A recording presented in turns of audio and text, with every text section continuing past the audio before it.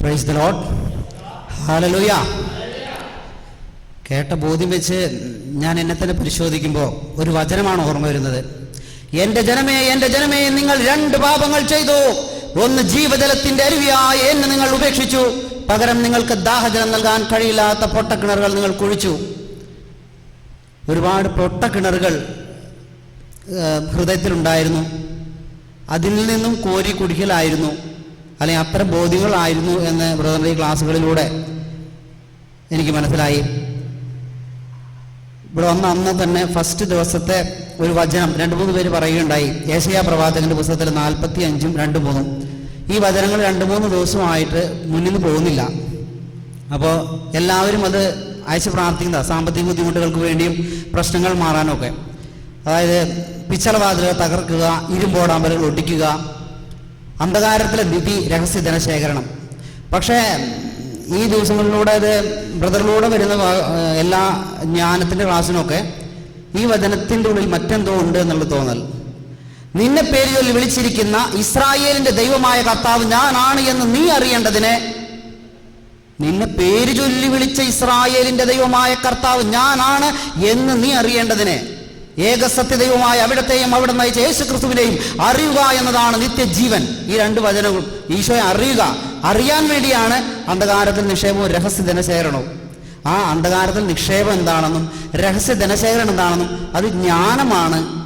ജ്ഞാനം എന്ന യേശുവാണ്, യേശുവിനെ അറിയുകയാണ് എന്നതെല്ലാം മനസ്സിലാക്കുവാനായിട്ട് സാധിച്ചു.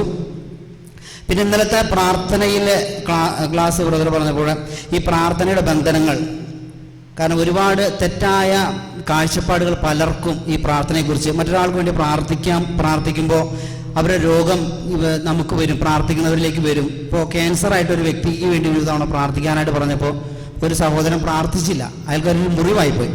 അത് പിന്നെ അയാളെ കരിസ്മാറ്റിക് പ്രെയർ ഗ്രൂപ്പിലേക്ക് തന്നെ വരാതായി. അത് അങ്ങനെ തെറ്റായ ബോധ്യങ്ങൾ പലരിലും കാണുന്നുണ്ട്. കാരണം ഞാൻ പ്രാർത്ഥിച്ചിട്ടാണ് എന്നുള്ള തെറ്റായൊരു ബോധ്യം. ഇവിടെ ബ്രദറിൻ്റെ ആ പ്രബോധനം ഒത്തിരി പ്രാർത്ഥിക്കുന്ന വ്യക്തികൾ കേൾക്കേണ്ടതാണ്. കാരണം നമ്മളല്ല, നമ്മളിലൂടെ കർത്താവാണ് പ്രാർത്ഥിക്കുന്നത്. അപ്പോൾ അത് ഭയമാണ്, വിശ്വാസത്തിൽ വളർച്ച പ്രാപിക്കാത്തത് കൊണ്ടാണ് ആ ഒരു തെറ്റായ തോന്നലുണ്ടാകുന്നതെന്ന് മനസ്സിലാക്കാനായിട്ട് സാധിച്ചു. പിന്നെ വചനം എന്നിലേക്ക്, ഞാൻ വചനം കുറേ ബൈഹാർട്ട് പഠിക്കുന്നു. അപ്പോൾ ഞാൻ വചനം ബൈഹാർട്ട് പഠിക്കുന്നതോടൊപ്പം ഞാൻ വചനത്തിലേക്ക് പ്രവേശിക്കുമ്പോൾ മാത്രമേ ആ വചനം എനിക്ക് പ്രാവർത്തികമാക്കാൻ സാധിക്കുന്നുള്ളൂ. കുറേ വചനങ്ങൾ ബൈഹാർട്ട് പഠിച്ചു, എന്നാൽ ഒരു വചനം എൻ്റെ ജീവിതത്തിൽ നിവർത്തിക്കാൻ സാധിക്കുന്നില്ലാത്തൊരവസ്ഥ ഉണ്ടെങ്കിൽ അതിൻ്റെ കാരണം ഞാൻ വചനത്തിൽ പ്രവേശിച്ചിട്ടില്ല എന്നത്. ഇപ്പോൾ നമ്മൾ അതിന് പ്രാർത്ഥിക്കുന്ന ഒരു പ്രാർത്ഥനയാണ്, എന്നോട് തെറ്റ് ചെയ്തവരോട് ഞാൻ ക്ഷമിച്ച പോലെ എൻ്റെ തെറ്റുകൾ എന്നോട് ക്ഷമിക്കണമേ. കർത്താവ് സ്ഥാപിച്ച പ്രാർത്ഥനയാണ്. പക്ഷേ ഒരാളൊരു ചെറിയ തെറ്റ് ചെയ്യുമ്പോൾ ഒറ്റ സെക്കൻഡിനകത്ത് തന്നെ ഈ വചനം നമ്മളിൽ നിന്ന് മാറ്റപ്പെട്ടു. ഇത് ബൈഹാർട്ട് പഠിച്ചിട്ടുണ്ട്, പക്ഷെ അത് പ്രവൃത്തിയുടെ തലത്തിലേക്ക് കൊണ്ടുവരാൻ സാധിക്കുന്നില്ല. പക്ഷെ ജ്ഞാനം നിറയുമ്പോൾ കർത്താവിനോട് ആലോചന ചോദിക്കുമ്പോൾ ഒറ്റ സെക്കൻഡിൽ കർത്താവ് എന്ത് ചെയ്യണമെന്ന് ചോദിക്കുന്ന നിമിഷം ആ ജ്ഞാനത്തിലൂടെ കർത്താവ് വെളിപ്പെടുത്തി തരുന്നു. ഈ വചനമാണ് നിനക്ക് നിറവേറപ്പെടുവാൻ ഒരു പരീക്ഷണമായി നിന്റെ മുന്നിലേക്ക് വന്നിരിക്കുന്നത്. ഈ വചനത്തിൽ നീ വസിക്കണമെങ്കിൽ നീ ക്ഷമിക്കണം. മാത്രമല്ല കർത്താവ് വാഗ്ദാനം ചെയ്തിട്ടുണ്ട്. കർത്താവിന് വാഗ്ദാനം മാത്രമല്ല, നമ്മൾ തന്നെ അനുദിനം പ്രാർത്ഥിക്കുന്നു, കർത്താവേ അവൻ്റെ തെറ്റ് ഞാൻ ക്ഷമിച്ചാൽ മാത്രമേ നീ എൻ്റെ തെറ്റ് പൊറുക്കാൻ പാടുള്ളൂ എന്ന് അനേക തവണ നമ്മൾ പ്രാർത്ഥിക്കുന്നു, അർത്ഥം അറിയാതെ. അപ്പം നമ്മളുടെ തെറ്റ് പൊറുക്കാനായിട്ട് നമുക്ക് കിട്ടുന്നൊരു ചാൻസായിട്ട് അതിനെ കണ്ട് അതിനെ ക്ഷമിച്ച് ആ ക്ഷമയിലൂടെ അവരെ കൂടെ നമുക്ക് നേടിയെടുക്കാൻ പറ്റും. പക്ഷേ പലപ്പോഴും നമ്മൾ അവരെ മുറിപ്പെടുത്തും, അതല്ലെങ്കിൽ നമ്മൾ തിരസ്കരിക്കുന്നുണ്ട്. അത് ജ്ഞാനത്തിൻ്റെ ഒരു കുറവാണ്, അല്ലെങ്കിൽ വചനത്തിൽ വസിക്കാൻ, വചനം അറിയാമെങ്കിലും വചനത്തിൽ വസിക്കാൻ കഴിയാത്തതാണ് എന്നുള്ളൊരു ബോധ്യം കിട്ടി. പിന്നെ ഏറ്റവും കൂടുതൽ സ്പർശിച്ച് ഇന്നലെ പറഞ്ഞ സ്വർഗരാജ്യത്തിലെ ചെറിയവൻ സ്നാപക യോഹന്നാനേക്കാൾ വലിയവനാണ്. അപ്പോൾ ഞാൻ ചിന്തിച്ചു, കടലിനെ 2ആയി പിളർത്തിയ മോശയേക്കാൾ വലിയവരാണ് നമ്മൾ, മരിച്ചവരെ ഉയർപ്പിച്ച ഏലിയേക്കാൾ വലിയവരാണ് നമ്മൾ. പക്ഷേ നമ്മളിത് പ്രകടമാകാത്തത് എന്തുകൊണ്ടാണ്? ഇപ്പൊ ഞാൻ വിശ്വസിക്കുന്നു, യേശു ക്രിസ്തുവിൽ ഞാൻ വിശ്വസിക്കുന്നു, മാമോദിസായിലൂടെ ഞാൻ ഒരു പുതിയ സൃഷ്ടിയായി ഞാൻ വിശ്വസിക്കുന്നു, ഏലിയ ചെയ്തതിനേക്കാൾ വലിയ കാര്യങ്ങൾ എനിക്ക് ചെയ്യാൻ പറ്റുമെന്ന് ഞാൻ വിശ്വസിക്കുന്നു. ഇതെന്റെ അറിവിന്റെ തലത്തിൽ എത്തുന്നുള്ളൂ. എൻ്റെ വിശ്വാസത്തിന്റെ തലത്തിലേക്ക് ഇത് എത്തിക്കഴിഞ്ഞാൽ ഞാൻ കരങ്ങൾ ഉയർത്തുമ്പോൾ അത് സംഭവിച്ചിരിക്കും. ഇപ്പൊ എനിക്കറിയാം, അറിവിന്റെ തലത്തിലുണ്ട്, ഞാൻ മാമോദീസ സ്വീകരിച്ചു, ഞാൻ ദൈവരാജ്യത്തിലെ സ്വർഗരാജ്യത്തിലെ മകനാണ്. പക്ഷെ എൻ്റെ വിശ്വാസം എന്ന് പറയുന്നത് ഉയർന്നിട്ടില്ല. വിശ്വാസം ഉയരാത്തത് കൊണ്ട് എനിക്കിത് ചെയ്യാൻ പറ്റുന്നില്ല. എന്നാൽ എൻ്റെ അറിവിന്റെ തലത്തിൽ ഉണ്ട് എന്ന് മനസ്സിലായി. അപ്പോൾ സ്വർഗരാജ്യത്തിലെ ചെറിയവൻ എന്താണ് സ്വർഗരാജ്യം? ഈ വചനം ബ്രദർ പറഞ്ഞപ്പോൾ എന്താണ് സ്വർഗരാജ്യം? അതല്ലെങ്കിൽ ഈ പുതിയ നിയമത്തിലെ സ്നാപയോഹനേക്കാളും വലിയ കാര്യങ്ങൾ ചെയ്തിട്ടുള്ളവരെ, അപ്പോൾ നമ്മുടെ മുന്നിൽ സാക്ഷികൾ ഒരു സമൂഹം തന്നെയുണ്ട്. നമ്മുടെ വിശുദ്ധ ജർമ്മൻ നദിയിലേക്ക് ഇറങ്ങിയപ്പോൾ നദി രണ്ടായി പിളർന്നു മാറി. അതുപോലെ തന്നെ വിശുദ്ധ അന്തോണീസ്, അങ്ങനെ ഒത്തിരി പേര് മരിച്ചവരർപ്പിച്ച ഒത്തിരി പേരുണ്ട് നമ്മുടെ സഭയിൽ. ഇവരൊക്കെ നമ്മളുടെ ഒരു സാക്ഷി സമൂഹം തന്നെയാണ്. അവരൊക്കെ പ്രവർത്തിച്ചിരുന്നത് യേശുക്രിസ്തുവിൻ്റെ ആ സ്വർഗരാജ്യത്തിൻ്റെ ശക്തിയായിരുന്നു. അവരിലേക്ക് ഏറ്റവും ആകർഷിച്ചത്, അവരിലേക്ക് സഹനങ്ങൾ കടന്നു വരുമ്പോൾ അത് അവർക്ക് അനുഗ്രഹമായിരുന്നു.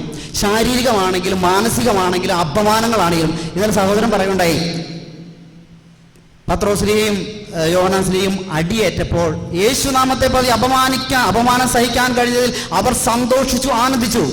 ഇതാണ് ദൈവരാജ്യത്തിൻ്റെ ഒരു ശക്തി, അല്ലെങ്കിൽ ദൈവരാജ്യത്തിൻ്റെ ഒരു അവസ്ഥ എന്ന് മനസ്സിലാക്കാനായിട്ട് സാധിച്ചു. ഈ ഒരു അവസ്ഥയ്ക്ക് വേണ്ടി പ്രാർത്ഥിക്കുന്നു. കാരണം ക്രിസ്തുവിന് വേണ്ടി സഹിക്കാൻ ഓരോ സഹനം വരുമ്പോഴും ആ സഹനത്തിലൂടെ എൻ്റെ ദൈവത്തിനോട് പങ്കാളിയായിക്കൊണ്ട് എനിക്ക് സ്വർഗരാജ്യത്തിൻ്റെ അനുഭവം എനിക്ക് സ്വായത്തമാക്കാനായിട്ട് ഓരോ സഹനത്തെയും അനുഗ്രഹമാക്കാൻ. ഈ സഹനം എന്ന് പറയുന്നത് അത് ജ്ഞാനത്തിൻ്റെ ക്ലാസ്സിൽ ഈ സഹനത്തെ അനുഗ്രഹമാക്കണമെങ്കിൽ ജ്ഞാനം വേണം. ഇപ്പോൾ നമ്മുടെ കുടുംബത്തിൽ തന്നെ ഓരോ ദിവസവും നമുക്കുള്ള അനുഗ്രഹങ്ങൾ, നമ്മൾ ജീവിക്കുന്ന ഏത് സാഹചര്യത്തിൽ ജീവിക്കുന്നുവോ ആ സാഹചര്യത്തിൽ നമുക്കുള്ള അനുഗ്രഹമുണ്ട്. അപ്പോൾ ബ്രദർ പറഞ്ഞ ജ്ഞാനത്തിൻ്റെ വചനം, അവളിൽ ചിന്തയുറപ്പിക്കുന്നതാണ് വിവേകത്തിൻ്റെ പൂർണ്ണത. അപ്പോൾ നമ്മളുടെ ആയിരിക്കുന്ന ആ സാഹചര്യത്തിലെ നമുക്ക് ലഭിക്കുന്ന സ്വർഗരാജ്യത്തിൻ്റെ അനുഭവം നമ്മുടെ ചിന്തകൾ അവളിൽ ഉറപ്പിക്കാത്തത് കൊണ്ടാണ്. ഇപ്പോൾ എൻ്റെ കുടുംബത്തിലാണെങ്കിൽ, അല്ലെങ്കിൽ ഞാൻ ജോലി ചെയ്യുന്ന സ്ഥലത്താണെങ്കിൽ, അവിടെ എനിക്കുണ്ടാകുന്ന പ്രതികൂലം കർത്താവിൻ്റെ ജ്ഞാനത്തിൽ നിറയുമ്പോൾ, ആ ജ്ഞാനത്തിലൂടെ നോക്കുമ്പോൾ, ജ്ഞാനത്തിൽ ചിന്തയുറപ്പിച്ചുകൊണ്ടാണ് ഇതിനെ നേരിടുമ്പോൾ അത് അനുഗ്രഹമാക്കി മാറ്റാനായിട്ട് സാധിക്കും. അത് അപമാനമാണെങ്കിലും സഹനങ്ങളാണെങ്കിലും കഷ്ടതകളാണെങ്കിലും. ഇങ്ങനെ ചെയ്തു കാണിച്ച സാക്ഷികളുള്ള ഒരു സമൂഹം നമ്മുടെ കൺമുന്നിലുണ്ട്. അതാണ് നമ്മുടെ വിശുദ്ധരെ. അങ്ങനെ ഒരു പുതിയ ഉൾക്കാഴ്ച ആ സ്വർഗരാജ്യത്തിലെ ചെറിയവൻ സ്നാപയോഹന്നാനേക്കാൾ വലിയവനാണ് എന്നുള്ള ആ ഒരു വചനത്തിൻ്റെ വ്യാഖ്യാനത്തിലൂടെ ബ്രദർ പറഞ്ഞപ്പോൾ മനസ്സിലാക്കാൻ സാധിച്ചു. പിന്നെ പഴയ നിയമം എന്ന് വായിക്കുമ്പോൾ നമ്മൾ പുതിയ നിയമത്തിലൂടെ വേണം അത് വായിക്കാൻ എന്നുള്ളത്. പിന്നെ ജ്ഞാനത്തെക്കുറിച്ച് പറയുകയാണെങ്കിൽ ഒത്തിരി പുതിയ ബോധ്യം. 12 വർഷം ആയി ഏകദേശം ബ്രദർ പറഞ്ഞ ഫസ്റ്റ് വചനം, എൻ്റെ വചനങ്ങളിൽ അഭിലാഷം അർപ്പിക്കുവിൻ, അവയോട് തീവ്രമായ അഭിനിവേശം കാണിക്കുവിൻ, നിങ്ങൾക്ക് ജ്ഞാനം ലഭിക്കും. ഇത് ബൈഹാർട്ട് പഠിച്ചിട്ട് 10-12 വർഷം കഴിഞ്ഞു. പക്ഷെ അതിന് ശേഷമുള്ള വചനങ്ങളൊന്നും അറിയില്ല. ഈ വചനം ആഴങ്ങളിലേക്ക് ധ്യാനിക്കുകയോ അത് ജീവിതത്തിൽ പ്രാവർത്തികമാക്കാനായിട്ട് ശ്രമിക്കുകയോ ചെയ്തിട്ടില്ല. അപ്പോൾ ബൈഹാർട്ട് കുറെ പഠിക്കുന്നു എന്നതല്ലാതെ അത് പ്രവൃത്തിയുടെ തലത്തിൽ കൊണ്ടുവരാൻ പറ്റുന്നില്ല. അതുകൊണ്ട് തന്നെ ആ വചനങ്ങൾക്ക് ജീവനില്ല. അപ്പോൾ ബാക്കിയുള്ള വചനം ബ്രദർ പറഞ്ഞപ്പോൾ, അവളിൽ ചിന്തയുറപ്പിക്കുന്നതാണ് വിവേകത്തിൻ്റെ പൂർണ്ണത, അവളെ ജാഗരൂകതയോടെ കാത്തു സൂക്ഷിക്കുന്നവൻ ദുഃഖവിമുക്തനാണ്. അപ്പൊ നമ്മുടെ ജീവിതത്തിലെ കുടുംബജീവിതത്തിലും നമ്മൾ ആയിരിക്കുന്ന സാഹചര്യത്തിലെ പല ദുഃഖങ്ങൾ ജ്ഞാനമില്ലാത്തത് കൊണ്ട് നമ്മൾ ദുഃഖിച്ചു പോകുന്നുണ്ട്. ശരിക്കും ജ്ഞാനത്തിലൂടെ നേരിടുമ്പോൾ അപ്പോൾ ചില വിഷയങ്ങൾ ഞാൻ എന്നെ തന്നെ ഒന്ന് പരിശോധിച്ച് നോക്കുമ്പോൾ ചിലപ്പോൾ ദുഃഖിതനാകുന്നതിൻ്റെ പ്രധാന കാരണം ജ്ഞാനമില്ലാത്തതുകൊണ്ടാണ്. അനുഗ്രഹമാക്കി മാറ്റാൻ കഴിയാവുന്ന പല കാര്യങ്ങളും ദുഃഖമായി തീരുന്ന ഒരവസ്ഥയുണ്ട് എന്നുള്ള ആ വചനത്തിലൂടെ മനസ്സിലാക്കാനായിട്ട് സാധിച്ചു.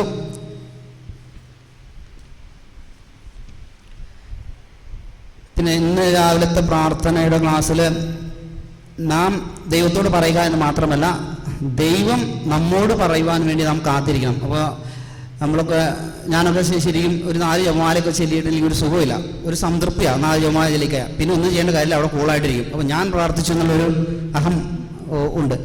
പക്ഷേ ദൈവത്തിന് വേണ്ടി കാത്തിരിക്കുക എന്ന് പറഞ്ഞാൽ ഒരു 10 മിനിറ്റ്, ഒരു 20 മിനിറ്റൊക്കെ കാത്തിരുന്നാൽ മടുത്തു കഴിഞ്ഞ് അതിൻ്റെ അപ്പുറത്തൊരു അനുഭവമില്ല. അപ്പോൾ ഇന്ന് ബ്രദർ പറഞ്ഞപ്പോൾ ജസ്റ്റ് ഒന്ന് പരീക്ഷിക്കാൻ, കർത്താവേ ഒരു അരമണിക്കൂർ നേരം ഇരിക്കാൻ എന്ന് വിചാരിച്ച് ഞാൻ അരമണിക്കൂർ നേരം കാതോർത്തിരുന്നപ്പോൾ എനിക്ക് ഒരു 10 വർഷത്തിന് മുൻപ് കിട്ടിയ അനുഭവത്തിൻ്റെ മുകളിൽ ഞാൻ കയറിയിട്ടില്ല. പക്ഷേ ഇന്ന് ആദ്യമായിട്ട് ആ വ്യക്തിപരമായ ദൈവമായിട്ടുള്ള ബന്ധത്തിലേക്ക് ഒരു ഇരുട്ടിലോട്ട് ലയിക്കാനായിട്ട് ബ്രദർ പറഞ്ഞപ്പോൾ അതിനപ്പുറത്ത് ഉള്ള ഒരു വലിയ അനുഭവം ഞാൻ ബ്രദർക്ക് പറഞ്ഞായിരുന്നു. പ്രൈവറ്റായിട്ട് വിളിച്ചിട്ട് അങ്ങനെ ഒരു പ്രത്യേക അനുഭവം കിട്ടി. ഒരു സ്റ്റെപ്പ് മുന്നോട്ട് വയ്ക്കാൻ പറ്റി. അത് ആ ഒരു 40 മിനിറ്റ് നേരം അതിനുവേണ്ടി സമയം ചെലവഴിച്ചുകൊണ്ടാണ്. ഇനി കർത്താവിൻ്റെ കാരുണ്യമാണെങ്കിലും അതിനുവേണ്ടി ശ്രമിക്കാനായിട്ടുള്ളൊരു പ്രചോദനം ആ ക്ലാസ്സിലൂടെ ലഭിച്ചു. പിന്നെ ദൈവത്തിൻ്റെ നീതി, അത് ഏറ്റവും കൂടുതൽ മനസ്സിലാകാൻ കഴിയാത്തൊരു വിഷയമായിരുന്നു. ഇപ്പോൾ ഇവിടെ അത് ഒത്തിരി പേർക്ക്, അതുപോലെ എനിക്കും അത് തന്നെ പൂർണ്ണമായിട്ടും, കാരണം കർത്താവ് പാപികളെ രക്ഷിക്കാനാണ് വന്നത്. കർത്താവ് പഠിപ്പിക്കാത്ത കാര്യങ്ങൾ നമ്മൾ സ്വന്തം ഇഷ്ടമനുസരിച്ച് പഠിപ്പിക്കുന്ന ചില അവസ്ഥകളുണ്ടോ എന്നെനിക്ക് സംശയമുണ്ട്. കാരണം അതിനെതിരായി ബ്രദർ പറഞ്ഞ വാക്കുകളാണ്. ഈശോ പാപികളുടെ അടുത്തോട്ട് അങ്ങോട്ട് ഇറങ്ങി ചെന്ന് അവരെല്ലാവരും രക്ഷിക്കുകയായിരുന്നു. ആരെയും ഒരു പാപിയും കർത്താവ് വിധിച്ചിട്ടില്ല. അവരൊക്കെ രക്ഷിക്കുക, അവരിലേക്ക് ഇറങ്ങി ചെന്ന് രക്ഷിക്കുക. അതായിരുന്നു ദൈവത്തിൻ്റെ ഈശോയുടെ നീതി. നമ്മൾ ഈശോയിൽ വിശ്വസിക്കുന്നുവെങ്കിൽ പാപികളെ വിധിക്കാതെ അവരെ രക്ഷപ്പെടണമെന്ന് ആഗ്രഹിക്കുന്ന, അല്ലെങ്കിൽ ആ ആഗ്രഹത്തോടുകൂടെ പ്രാർത്ഥിക്കുന്ന ഒരു മനോഭാവത്തിലേക്കെങ്കിലും വരണം എന്നുള്ളൊരു ബോധ്യമാണ് ലഭിച്ചത്. പിന്നെ പുതിയ കുമ്പസാരം നടത്തുമ്പോൾ അത് പുതിയ നിയമത്തിൻ്റെ ആ കാഴ്ചപ്പാടിൽ കുമ്പസാരിക്കണം എന്നുള്ളത് ഒരു പുതിയ ബോധ്യമായിരുന്നു. കാരണം എല്ലാം 10 നിയമങ്ങൾ വെച്ച് കീറി മുറിച്ചിരുന്നാലേ പാപങ്ങൾ പറയാനായിട്ടുണ്ടാവുള്ളൂ. ഒരു വലിയ ലിസ്റ്റ് എഴുതി പോയി കുമ്പസാരിക്കുന്നു, അത് കഴിഞ്ഞിട്ട് വരുന്നു, വീണ്ടും അത് തന്നെ പോയി ചെയ്യുന്നു, പിന്നെ വീണ്ടും ലിസ്റ്റ് എടുക്കുന്നു, 10 പ്രമാണങ്ങൾ എടുക്കുന്നു, വീണ്ടും കുമ്പസാരിക്കുന്നു, തിരിച്ചു വന്ന് അത് തന്നെ ചെയ്യുന്നു. പക്ഷേ ഇന്ന് പറഞ്ഞൊരു കുമ്പസാരത്തിന് പുതിയ നിയമത്തിലൂടെ ചെയ്യുമ്പോൾ കർത്താവ് ആ പാപിൻ്റെ അടുത്ത് പറഞ്ഞു, മേലിൽ പാപം ചെയ്യരുത്. അതിന് കണക്റ്റഡ് ആയിട്ട് പറഞ്ഞ വചനം ബെത്സൈദ കുളക്കരയിലെ രോഗിയോട് എഴുന്നേൽക്കാൻ പറഞ്ഞു. എഴുന്നേൽക്കാൻ പറഞ്ഞ ഉടനെ അവൻ ആ ശക്തി കിട്ടി. പാപിനോട് പറഞ്ഞു, ഇനി പാപം ചെയ്യരുത്.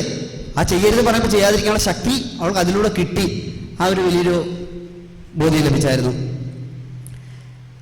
പിന്നെ ബാക്കിയുള്ള ഈ സഹോദരിയും ഒക്കെ കിട്ടിയ ബോധ്യങ്ങളെക്കുറിച്ച് എഴുതി വെച്ചതൊക്കെ ഒത്തിരി പേര് പങ്കുവച്ചു. എല്ലാത്തിനും ഓർത്ത് നന്ദി. യേശുവെ സ്തുതി, യേശുവെ നന്ദി. പ്രത്യേകമായിട്ട് ഇത്രയും പറഞ്ഞതിന് ശേഷം ഈ ബോധ്യങ്ങളെല്ലാം എനിക്ക് കിട്ടി.